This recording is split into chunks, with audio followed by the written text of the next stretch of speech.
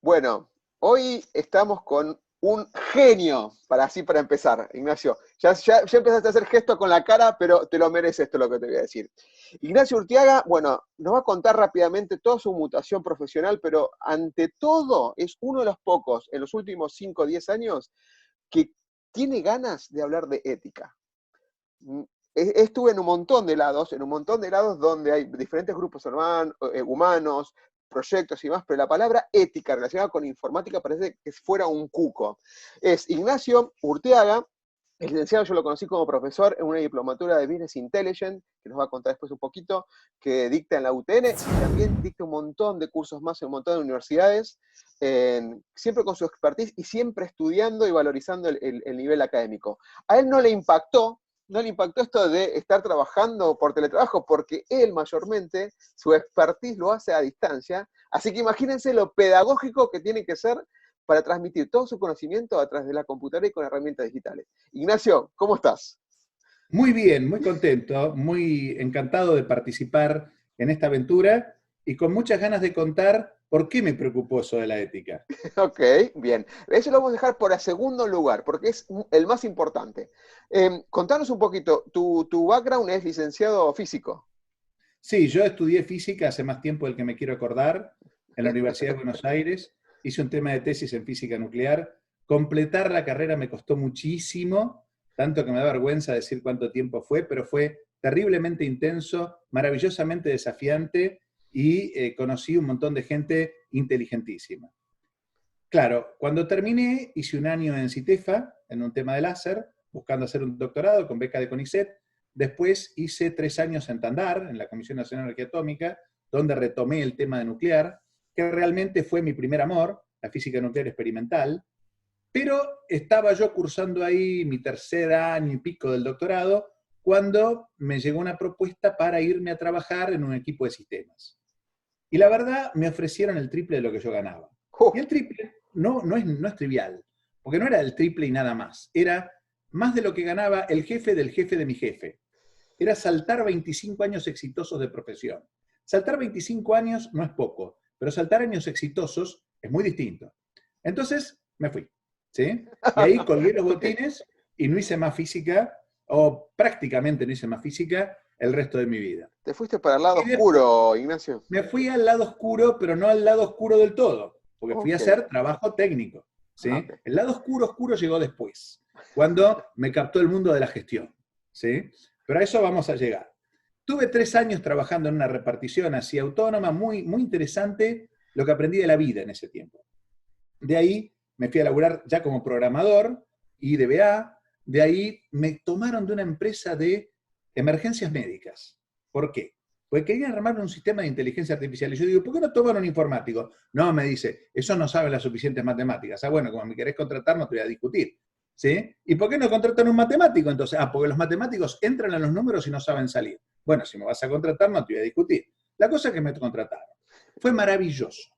Había que hacer un esquema de aprendizaje automático para poder, frente a una llamada de teléfono de alguien que dice me duele esto, aquello y lo otro, decidir si le mandábamos un médico en 2 horas o una ambulancia en 15 minutos. Donde el error, si mandábamos la ambulancia, podía ser gastar de más, cuesta 10 veces más. Pero el error, si mandábamos un médico, era que el pibe podíamos no contarlo como socio en el futuro porque se hubiera mudado a ver Al casar las cielo, margaritas claro, de a otra abajo, parte. Claro. a otra parte, al otro barrio. ¿Qué año ¿Sí? estamos hablando, Ignacio, de esto? Esto estamos hablando año 99 más o menos. ¿Ya manejabas autómatas o, digamos, de alguna manera No, de... hacía unas sumas, unas restas, unas multiplicaciones, unas divisiones y unos test de hipótesis. Pero sí, lo presentamos en un congreso de inteligencia artificial y nos sacamos un premio. Mirá, Porque alguien juzgó que esas sumas, restas, multiplicaciones y divisiones, que es lo que tienen todos los algoritmos al final de cuentas, ¿sí? correcto. No hay magia, hay cuentitas, ¿sí? Eran un sistema de aprendizaje valioso. Genial. Bueno, fue hermoso. El día siguiente al que me dieron el premio fue el día que acá hubo todo el colapso total en el 2001. Fue una cosa increíble. Estuve ahí un montón de tiempo, cambió la gestión. Cuando cambió la gestión yo no terminé de estar contento con la nueva gestión, que yo no era joven e inexperto. Mientras tanto ahí me habían hecho hacer un MBA. Para bien o para mal, me mandaron, y ahí sí fue el lado oscuro en cuestión, porque me hicieron gerente después, y Claro. vivís otra vida distinta. Mejor en unas cosas, peor en otras, pero fue maravilloso. Tuve en esa, de ahí, digamos, me dediqué a la parte de gestión de proyectos. Cuando salí de emergencias, agarré una gerencia de proyectos en una consultora. Fue una etapa muy dura porque agarré un proyecto muy conflictivo. Bueno, desarrollé otras acciones de consultoría. En un momento me convoca, que había sido mi gerente general en emergencias, y ahí me lleva a trabajar en Sprayet, con lo cual, si vos querés, alguien podría pensar que lo del lado oscuro se tornó aún Más más oscuro, oscuro. pero yo me niego a afirmarlo. Aprendí muchísimo, muchísimo sobre marketing. Fue una escuela brutal para mí. Haciendo toda la parte de ciencia de datos, pero aplicada a la parte de la venta. Y fue terriblemente desafiante. Claro. ¿Sí? Bien. Y después de ahí, al que era mi gerente general, le agarró un cáncer de páncreas y largó primero y después ya no, tampoco vive en este mundo. Entonces, ahí me pregunté, Ignacio, ¿qué vas a esperar para hacer las cosas que a vos te gustan? ¿A que te agarre alguna cosa así espantosa y morirte? Entonces dije, vamos a concentrarnos en hacer las cosas que realmente me motivan. Docencia y un poquito de consultoría para despuntar el vicio, pero ya no traté de tomar ninguna posición de línea más. ¿Por qué? Y porque justamente ese mundo es muy desafiante. Y ahí fue cuando, como decías, me reconvertí a trabajar desde casa. Y resultó maravilloso. ¿Sí? Por eso yo ahora esto, con gran escándalo de mi señora, lo llamo coronavida. ¿Sí? Porque fue Coronavirus, claro. chocho. ¿Sí? Bien. Ahora bien, ¿y por Ignacio, qué lo de la... te hago una pregunta personal. Eh, en- ¿A qué edad encontraste te diste porque estoy lanzando pronto algo que se llama Ikigai, que es no sé si lo escuchaste nombrar, pero se llama el propósito de vida, ¿no? Sobre otros Ujú. temas puntuales. ¿Cuándo te hizo el clic ese? Obviamente cuando le pasó esto a tu jefe, pero Sí. ¿a qué edad más o menos? Y a ver, a los 50. A los 50 es A un los 50 posible clic. aproximadamente. Sí. Interesante. Dije, ¿qué estoy haciendo? Sí, me cuestioné, pero muy así motivado por lo que le había pasado a este muchacho, que era unos 10 años mayor que yo. O sea, tampoco Hay mucha diferencia, era claro. una persona que diríamos mayor. Claro. ¿Sí? Así que bueno, ¿y por qué la preocupación por la ética? Quizás te preguntes. La cosa viene así. Vengo leyendo, ¿sí? Vengo viendo que hay mucho temor, ¿sí? Como que los algoritmos son algo perverso, como que los datos saben cosas de mí, y todo eso es cierto. Y uno dice, caramba, ahí tenemos un problema. Sin embargo, frente a ese temor, veo que se repite una dinámica que otras veces en la historia de la humanidad ocurrió. Y es, frente a el temor, la actitud es prohibir. ¿Prohibir Vos que el uso? Estoy poniendo justo una prohibir pantalla. el uso, el desarrollo, el ejercicio, ¿sí? Frente a el temor prohibir. Me acuerdo, por ejemplo, cuando la imprenta, me acuerdo, se lee, cuando Claro, nace la claro, imprenta, claro. que empiezan, no soy tan viejo, ¿viste? Claro. Que empiezan a aparecer libros de todo tipo y color. En particular empieza a estar la Biblia disponible para todo el mundo. Y lo primero que hay es algo así como una reacción de prohibir los libros. ¿Sí? En algunos países la respuesta es, se prohíben los libros y está el código donde están todos los libros prohibidos y se queman libros y pasa todo tipo de cosas en contra de los libros. Y yo me pregunto, ¿cuál fue el resultado? Porque ahora, desde cientos de años en el futuro, de la aparición, la difusión de los libros y su prohibición, es que podemos preguntarnos, bueno, ¿y qué pasó? Y parte de lo que pasó es que los libros se imprimieron en otro lugar y circularon igual, hasta, si vos querés, fogoneados por la prohibición. Acá, en la época de la independencia, había libros prohibidos y la juventud los circulaba desesperados y se los leía. ¿Sí? Y uno dice, fantástico. ¿Y qué ocurrió? Y bueno, que tu historia fue contada por otros. O sea, la industria migró, el trabajo migró, la creación migró y tu historia fue contada por otros. Y yo me pregunto, ¿eso tuvo copado? Y la verdad no termino de responderme que sí. Entonces, la duda que me queda es, ¿prohibir es siempre la mejor y la primera respuesta? Y ahora reflexiono, ¿sí? Giro y miro, bueno, ¿y los que no prohibieron? ¿Qué hicieron con los libros?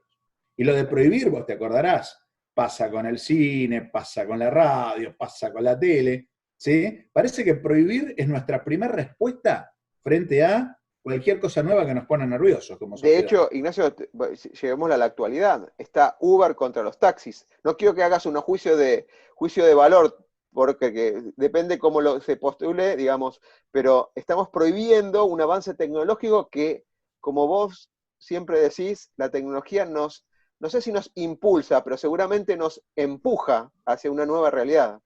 Y un poco nos atrae, con lo que nos facilita la vida, otro poco nos empuja porque compite con nosotros y no nos deja hacer el trabajo que hacíamos antes. ¿Sí? En parte tracción, en parte empuja, pero seguro nos mueve, ¿sí? Seguro nos influencia y nosotros influenciamos en ella. No es como que la tecnología es algo que está fuera de la sociedad y opera sobre ella, como si fuera un producto de los marcianos paracaidistas. No, es algo que los hombres nos hacemos a nosotros mismos, buscando cada uno vivir su vida como le sale. Así que bueno, decía, si esto de la ciencia de datos hoy lo empezamos a regular de tal manera que se prohíbe, en un mundo tan interconectado como es este, ¿qué va a pasar? Y lo que yo me imagino es los datos fluyendo hacia paraísos de datos, donde se harán todas las cosas malas que uno se le pueda ocurrir, sin que tengamos ninguna oposición para hacerle a eso, ¿sí? Porque las fronteras a los bits son y van a ser porosas, y más con la Internet satelital que quieren hacer. ¿Sí? Cualquier regulación de los estados sobre el Internet va a ponerse crecientemente más difícil. Sí, no A partir, impide, frena nomás, calculo. Digamos, claro, no impide, no es un lo otro, bloqueo, un firewall bloqueante. El ejemplo que decís es un límite poroso, es fantástico lo que decís. Porque de alguna manera con el tiempo siempre va a pasar. Es como que un amigo mío me decía, vamos a tener que pagar por 10 minutos de privacidad. No es que va a ser al revés, que la privacidad yo la otorgo. Vamos a tener que pagar por 10 minutos de privacidad, ah, básicamente. algo de eso hay, algo de eso hay. Igual no perdamos de vista que también hay un valor en eso. Bueno, entonces yo decía, si va a pasar eso, ¿qué alternativas tengo? Y miro lo que hicieron en los países donde se imprimían los libros. Y digo, ¿qué pasó? Y en buena medida se autorreguló. Hubo una autorregulación de la industria, ¿sí? Donde hay cosas que se hicieron y cosas que no. Se pusieron de acuerdo, explícita o implícitamente, más implícitamente que otra cosa. Y entonces, justamente la visión nuestra era decir, bueno, ¿y en qué nos podemos poner de acuerdo los que hacemos ciencia de datos? ¿Dónde estaríamos de acuerdo en qué son los límites? Y reflexionar desde ahí. Buscar de llegar a un piso de consenso para que pueda ser eficaz y que no mate la industria, que no la expulse hacia afuera, porque de eso después la vuelta es cara. ¿Sí? Y ser narrado por otro en un libro es malo, pero ser dominado por los datos por otro me parece que es mucho peor y que eso es un camino que no deberíamos recorrer. Entonces, para eso, la única alternativa que veo yo de donde estoy parado es ese cuento de la autorregulación.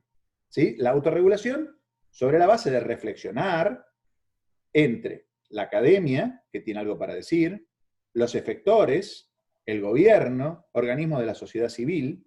De hecho, ahí hemos empezado a pensar en armar un evento, pero después, viste, los eventos se nos vino encima el mundo, donde sentáramos a un personaje de cada lugar y le tiráramos problemas concretos. No ideas abstractas para debatir, problemas concretos. O sea, los problemas concretos, los consensos son más fáciles. Y después de que cada uno contara su problema concreto al grupo, entonces ver si podíamos conseguir mínimos de acuerdo. Como para empezar a hacer rodar la reflexión sobre esto de la ética aplicada a la ciencia de datos, pero construida bottom-up, no top-down, no desde primeros principios. Correcto. Yo calculo, Ignacio, que algo que vos decís que va a pasar prontamente con esta crisis que estamos viviendo, que nos hace reflexionar un montón de cosas, ¿no? Desde el lado de ser más humano, que ahora si querés podemos abordar ese tema con relación con la ética, un renacer del ser humano. El otro tema es, no hay reglas tradicionales para la aceleración de soluciones que necesitamos usando esquemas tradicionales. O sea, no quiero ir para el lado de la agilidad, no quiero ir para el lado de un hackathon, pero algo mezclado con todo, llamarlo metametodología, donde entre todos, como bien decís vos, del bottom, donde señalan los problemas que hay, contribuyendo entre todos, trabajando verdaderamente con el concepto de equipo, pero con un trabajo de dinamismo e innovación, generar soluciones, porque el tiempo no nos va a dar, vamos a tener muy poco tiempo, ¿sí? Y como hace poquito tuve una reunión donde una persona de Colombia me decía, mi país, mucha gente está decidiendo entre morir del virus o morir de hambre. En esa reunión, debate, digamos, de colegas, cuando dijo eso se frenó todo, porque si una persona está decidiendo entre morir y tomar una decisión de qué manera y no buscar una solución, algo está fallando con la gente, por lo menos, inteligente o, digamos, experta que hay en ese mercado, ¿no? Está bien, pero es una circunstancia muy desafiante que el que tiene que tomar decisiones así a bulto, llamémoslo el gobierno, no toma soluciones de detalle. Entonces, ¿qué ocurre? Una solución a bulto a muchos los pone contra las cuerdas, porque su caso particular no lo contempla. Claro. Entonces, eso yo lo veo medio inevitable y la forma de resolverlo es un poco lo que vos decías. Agarrar y delegar la decisión lo más abajo que sea posible. Porque eso quizás, si lo agarra un intendente, un delegado barrial, al nivel más chico, dice, no, este negocio se puede abrir y este otro no. Pero, de vuelta, es muy difícil que en esa delegación, si no hay una ética donde cada uno se controla a sí mismo, Claro. eso funcione bien. La ética en ese sentido tiene la otra cosa que a mí me fascina, y es que es como un activo social muy fuerte. Yo me acuerdo una experiencia muy fiera, un viaje que hice a algún país de lo que ahora llamamos el primer mundo, donde llego a cargar nafta en una estación de servicio y nadie viene a ponerme el pico en el coche. Y yo digo, ¿qué hago? Acá, yo no voy a tocar el pico, eso no se hace, ¿no? Programado a la Argentina. Y claro, veo que viene otro, se agarra, se baja, pone el pico, estamos hablando de esto antes del año 2000, pone el pico y después entra a pagar. Ah, bueno, donde fueres, haz como vieres, hago lo mismo, entro a pagar, pago, ningún problema. ¿Cuánta gente trabajaba en esta estación de servicio? Una persona. El que cobraba. De la rentabilidad de esa estación de servicio, a esa persona le podían pagar muy bien. ¿Sí? Acá, capaz que había una persona adentro, un encargado, un jefe de playa, 2 playeros, 3 de seguridad, qué sé yo, todo el mundo que hay en la estación de servicio. Y uno dice, ah, entonces lo que ganar esa estación de servicio hay que repartirlo entre mucho más. Van a ganar menos. ¿Por qué era eso posible? Por un tema trivial. Porque la gente que entraba a la estación de servicio no se le ocurría, por lo menos a no muchos de ellos, cargar nafta y salir corriendo. Claro. Porque se autorregulaban. Bueno, esa ética así personal, intransferible, chiquitita, si vos querés, casi dirías pava, es un activo social, porque permite que esa persona viva mucho mejor. Claro. Y que los otros trabajen de otra cosa. El nivel de la productividad se hace mayor y por eso está buenísimo el nivel de impacto que tiene la ética en la vida de la gente. Porque Ignacio, permite que todos seamos más productivos, sí. Justo con ese lado, tuve una discusión con un referente economista en Chile la otra vez, donde discutíamos el tema que los expertos van a ser, digamos, desplazados de manera por los datos. Es una frase corta, pero le explico un poquito más, digamos. El buen uso de todo las fuentes de información y de datos que hay en el mundo, o dentro mismo de la empresa que no está explotada a su 100% naturalmente, o bien que el 80% de los datos quizás están fuera de la empresa, usar bien, armar un módulo, una arquitectura o algo de inteligencia de datos o inteligencia artificial aplicada a los datos, en ese sentido podría sacar de lado a algunos expertos. Me refiero a contadores, me refiero a abogados, me refiero... No quiero hacerlo delimitado, la profesión. Algunos socios que están en un board simplemente levantando la mano por una cuestión de confianza, pero sin un fundamento con hechos y con datos concretos. A ver, yo pienso que lo que va a hacer es hacerles más desafiantes sus trabajos. ¿Por qué? Los datos tienen que transformarse en información y de algún modo tienen que transformarse en sabiduría para llegar a iluminar decisiones. Ese proceso es no trivial. Entonces, hasta que no lleguemos ¿sí? Y si se llega alguna vez a que todo ese proceso se automatice, lo cual hasta ahora no vimos que pasa, el criterio humano permanece guiando el proceso, corrigiéndolo negativamente, dotándolo de sentido común. Entonces, va a ser más desafiante el trabajo del contador, porque va a tener que mirar tendencias más a futuro y va a tener más cosas para mirar esas tendencias. El abogado va a tener que explorar un montón de implicancias legales que antes no existían, ¿sí? Y el manager va a tener que competir con otros managers que están usando esas herramientas. Correcto. Entonces, ahí sí, esa gente no va a perder el trabajo, va a tener un trabajo más desafiante y va a verse absuelta de hacer las partes más triviales de su trabajo, las partes más mecánicas. Ignacio, lo cual está muy bien. En realidad los empuja a ser más humanos. Comparto con vos esa humanidad y la proclamo cada vez que doy clases y cuando estoy con los grupos de equipos, ahora en forma virtual, pero no creo que toda la gente tenga esa inspiración que estás transmitiendo. Necesitan buenos liderazgos para que de alguna manera... Entiendo que las crisis a veces inspiran a las personas. Las crisis o te motiva o te genera miedo. Son dos caminos básicos.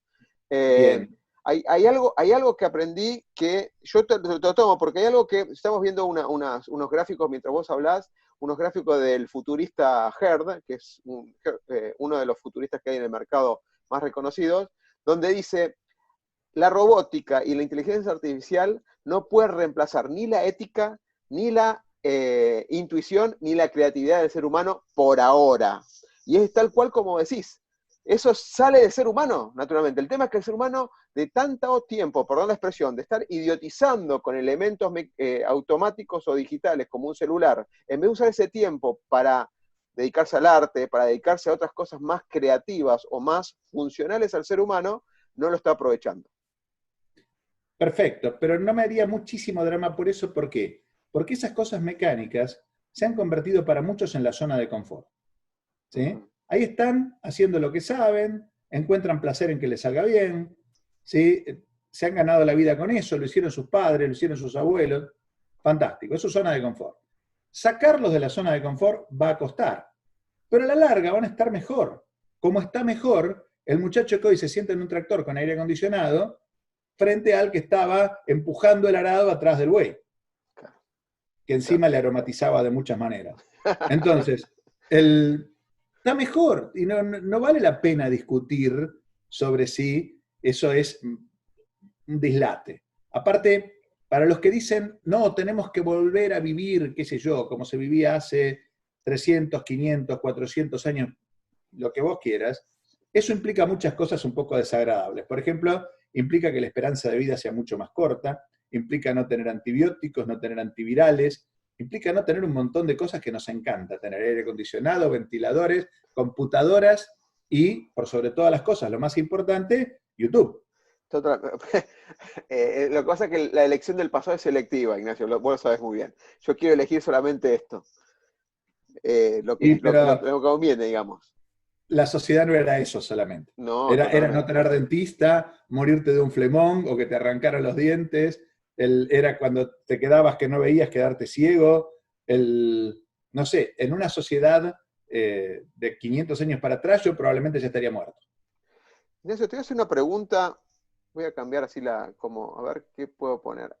Justo esta placa habla de que los próximos 20 años van a ser más disruptivos que los últimos, o sea, los pasados 300 años. Y ahí hay algo que está dando vueltas, sube y baja, las redes sociales, la información, uno prende el noticiero y replica la información con el COVID-19, que no hay fuentes oficiales, sí que las hay, no quise decir eso, hay fuentes oficiales, pero llegó un momento el uso y abuso de los canales de comunicación que el ciudadano o que están abiertos para que llegue al ciudadano, ya llega un momento en que no puedes distinguir tres cosas.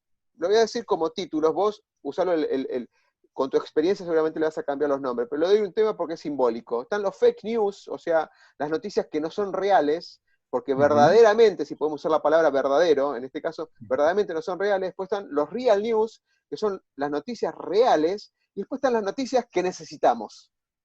¿Me explico? ¿Viste como el bueno, el malo y el peor? Bueno, algo así. O el mejor, sí. Esas son las tres columnas. Las fake news, las real news, las noticias reales y las que necesitamos. ¿Necesitamos tanta información? Seguramente no, pero por algún motivo tenemos que manejar nuestra ansiedad y nuestra necesidad de conocer el futuro. Si algo distingue a la raza humana es la habilidad para planificar el futuro. El problema es que el futuro se nos ha vuelto mucho más complejo. ¿Por qué? Porque vivimos en un mundo más complejo que nuestro entrenamiento prehistórico para proyectar. Entonces se nos produce una maravilla que se llama efecto túnel. Proyectamos el futuro pensando que va a ser igual al pasado. Y claro, Claro. nunca el futuro es igual al pasado. Cuando uno mira la historia, los hechos que más cambiaron la historia de la humanidad eran completamente inesperados. Entonces uno dice, bueno, perfecto, tengo ese drama. Después, uno dice, hoy tenemos noticias, ¿sí? Tenemos noticias que decimos son verdaderas. Por ejemplo, la cantidad de personas que oficialmente tienen coronavirus en la Argentina es tanto. Entonces, tengo un amigote que con la mejor buena voluntad y muy buena ciencia hace proyecciones a partir de eso.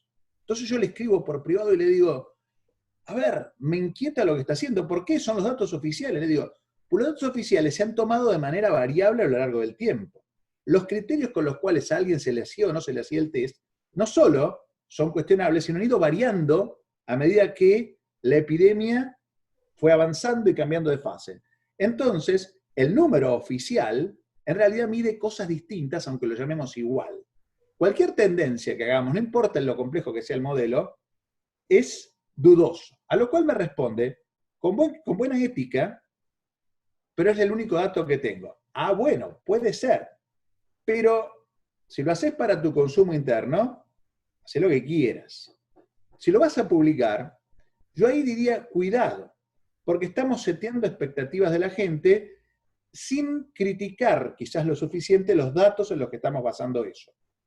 Y eso es un problema que tenemos para lo que es la cantidad de contagiados, para lo que es la cantidad de muertes, cuando comparamos entre países.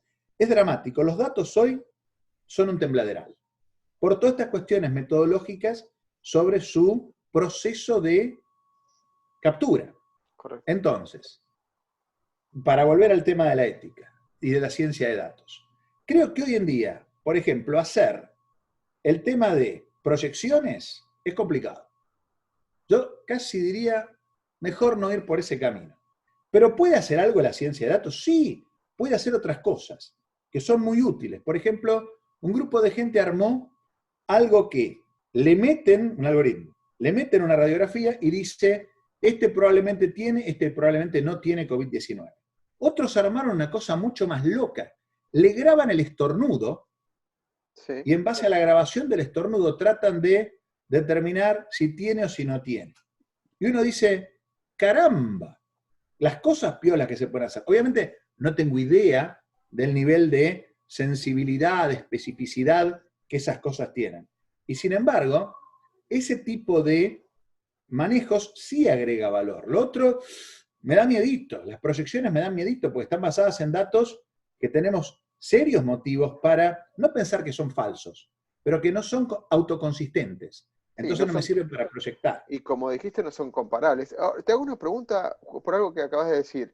¿Vos crees que las personas están preparadas para manejar datos exponenciales? Vos porque conocés, digamos, funciones estadísticas, conocés mucho de estadística por todo lo que haces, pero las personas entienden en sus mentes lo que es una proyección exponencial en sus vidas, porque creo que naturalmente el ser humano transita transiciones lineales y piensa de manera lineal entre segmentos de periodos, digamos, pero no el concepto de exponencial. Si no, no A estaría ver, saliendo.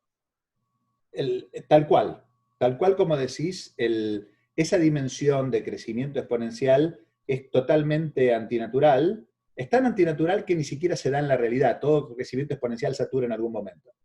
Pero a los seres humanos eso, de que la cosa se duplica y se duplica, se nos pierde rápidamente de vista. Está la anécdota que lo explica maravilloso del sultán al cual le llevan como regalo el invento del ajedrez. Ujú. Entonces le dice, le dice al inventor, ¿qué regalo querés como premio por haber inventado esto? Él le dice, yo quiero un granito de trigo por el primer casillero, 2 por el segundo, 4 por el tercero, y así hasta llegar al 64. Ah, dice el sultán, qué idiota.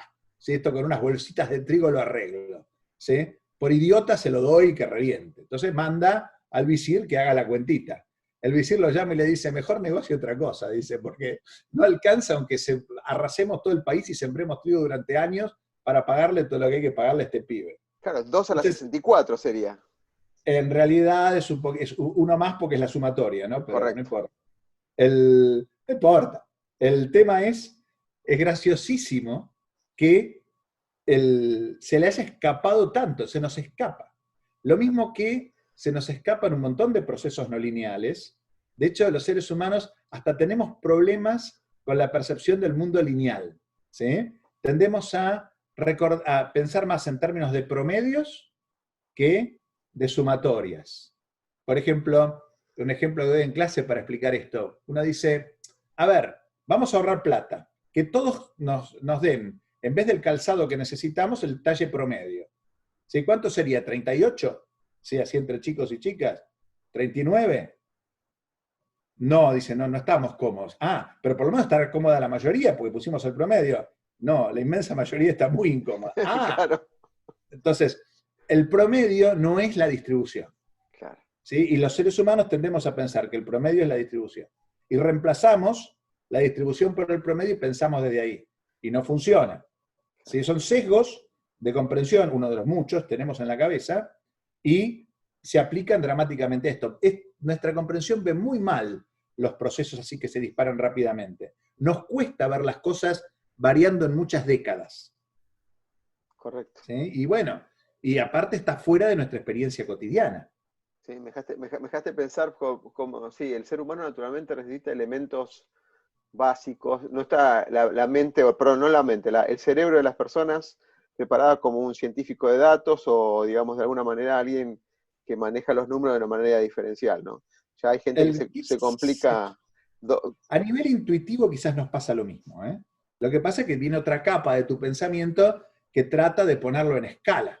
No, no, ¿Sí? claro, a Entonces, ver, no descarto el pensamiento sistémico que dice que la causa de un problema lo piensa que el término en tiempo es inmediato, cuando puede haber pasado tiempo atrás, mucho más atrás. O sea, A y B, el A lo toman de un tiempo inmediato, pongámosle el día anterior, o la causa-efecto, la causa lo toman por situaciones inmediatas en vez de pensar un poco más. Esta resolución de cuando uno ve unas películas de suspenso o de policial, dice, el asesino es tal, porque ya hay una deducción y por eso hay que justificarlo. Es como que cuesta mucho más fundamental al revés o desaprender lo aprendido que es ese patrón inmediato que uno tiene para juzgar, digamos, ¿no? la asignación de causas es una de las cosas más difíciles que uno se puede plantear. Sí. Uno, digamos, arranca el tema desde la estadística y la estadística, con mucha suerte, llega a probar una correlación Ajá. entre dos cosas, A y B. Pero eso no quiere decir ni que A sea causa de B, ni que B sea causa de A, ni que las dos sean el resultado de un C que ni siquiera está en mi problema. Claro, claro. Es terrible. Y sin embargo, cada vez que uno toma decisiones, está prediciendo el futuro y está asumiendo causas. Es Claro. increíble.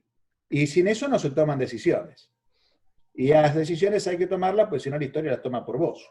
Totalmente. Ignacio, Entonces, sí, perdóname. Entonces, volviendo al tema de la pandemia que estamos viviendo, uno dice, se han tomado decisiones. Y alguien critica, y se han tomado decisiones sin datos sólidos. Y tienen razón, se han tomado decisiones sin datos sólidos, pero muchas veces uno toma las decisiones y lo bien que hace, no pensando en lo que sabe, sino pensando en lo que no sabe. Uno enfrenta una bocacalle que viene tapada, ¿sí? O sea, sin visibilidad de la otra calle, y uno frena un poco, levanta la velocidad, no digamos para, pero bueno, ¿sí? ¿Por qué? No porque sabe que viene alguien. Uno no sabe si viene alguien. Lo más probable es que no venga nadie. Y sin embargo, uno levanta el pie del acelerador y hasta frena un poquito ¿Por qué? Y porque del otro lado podría venir alguien. Entonces, se toman muchas decisiones sobre lo que uno no sabe, y lo bien que hace, y lo mal que salen las cosas cuando uno solo quiere decir por lo que sabe. Ignacio, si la información fuera perfecta y completa, no habría líderes que tomen decisiones. Habría simplemente un dashboard o una automatización de algo que le diga el camino correcto es este, ¿no? Máquinas de calcular. La información nunca es completa, y si lo fuera tampoco estaríamos seguros de que lo es. Claro, claro. Entonces, en realidad vivimos frente a más bocacalles, así ciegas, de las que queremos pensar. Nuestro efecto túnel del que hablábamos nos lleva a negarlas para no salir de nuestra zona de confort, de esa sensación de control, y sin embargo, estas circunstancias nos hacen docencia, nos muestran hasta dónde ese control es tan limitado. Así que, digamos, la verdad, de vuelta, muy entusiasmado de todo lo que estoy aprendiendo y tratando desesperadamente de no empestarme. Ok. Ignacio, para cerrar, la última pregunta y aprovechando tu inteligencia y tu experiencia, contanos cómo ves vos el futuro de la ciencia de datos. ¿Cómo lo ves con todo lo que dijeron que iba a pasar? Porque hablan de la inteligencia artificial, sabes que viene de hace un montón de años. De hecho, vos diste un ejemplo que fuiste premiado. Ahora, que asimilarlo, ¿no? Con todo esto que se predice que va a venir, no va a venir. Ciencia de datos a tu criterio, ¿qué es lo que viene? ¿Qué es lo que vamos a esperar en los próximos 5 años? Por no ser tampoco futurista demasiado. Hago un paralelismo con lo que pasó con los sistemas. Uh-huh. Cuando sistemas arrancó, era algo para los gobiernos, para las grandes empresas, se pagaba muy bien a muy poca gente. ¿Algún parecido con la realidad? Después, ¿qué ocurrió? Fue como difuminándose más a más personas, a empresas más chicas, a un montón más de gente, y con eso, ¿sí?, se consiguió mayor acceso. Bueno, vamos a ver ese proceso. Va a llegar a más gente, a empresas más chicas, a hacerse desde la casa con herramientas más baratas, y va a tener un impacto mucho mayor, como tuvo la informática. Hoy en día casi no consideramos la existencia de un puesto de trabajo que no tenga algo de silicio adentro. Totalmente. Entonces, eso es lo que veo en el futuro. El impacto va a ser mayor, las remuneraciones van a ser menores. Shh, no se lo digan a nadie, si no, no se me van a notar en los cursos. Pero, así como llegó a haber un área de sistemas, un departamento de sistemas, un pibe de la computadora en cada empresa de cualquier tamaño, ¿sí?, va a haber lo mismo con ciencia de datos.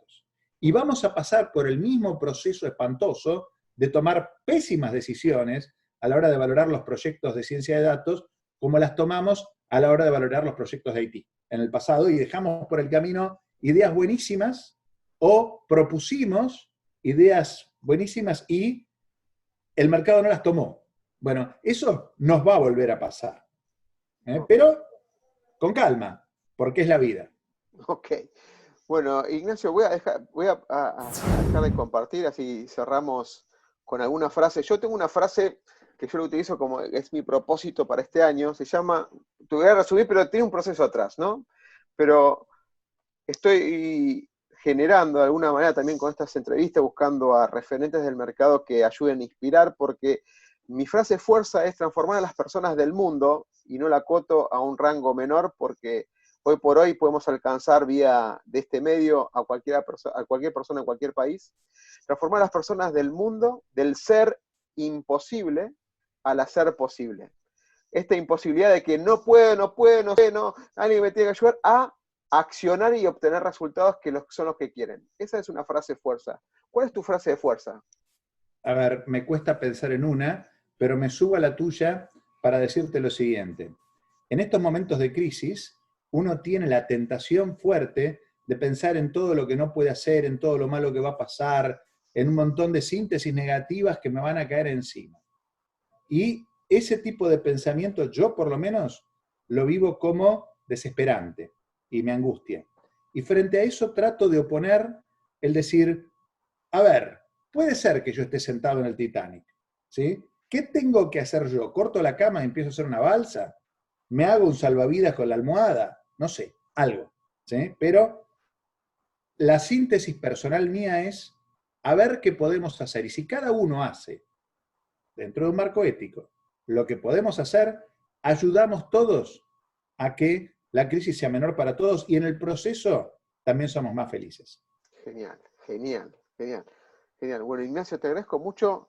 Fue casi una hora más o menos por mí es como cada una de tus clases es impactante el ida y vuelta que puede haber y todo lo que sabes, porque no sabes de un solo tema, sino que la experiencia te ha dado un montón de sabiduría repartida en un montón de ámbitos. Así que te agradezco mucho este tiempo, así que pronto lo vamos a subir y compartir con el resto de los grupos que nos siguen. Así que muchas gracias, Ignacio, y espero verte pronto en alguno de los cursos o en alguna de las disertaciones que vos tenés. ¿Quieres anunciar algo particularmente?